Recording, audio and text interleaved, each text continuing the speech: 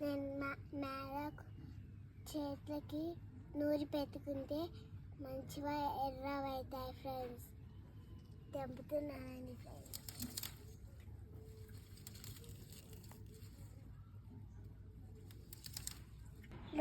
ఇప్పుడు రోట్లో వేసి దంచుకోవాలి ఫ్రెండ్స్. వేసేసుకుందాం.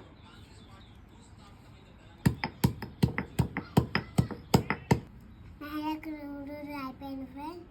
మనం చేతులకు పెట్టుకుందాం ఫ్రెండ్స్.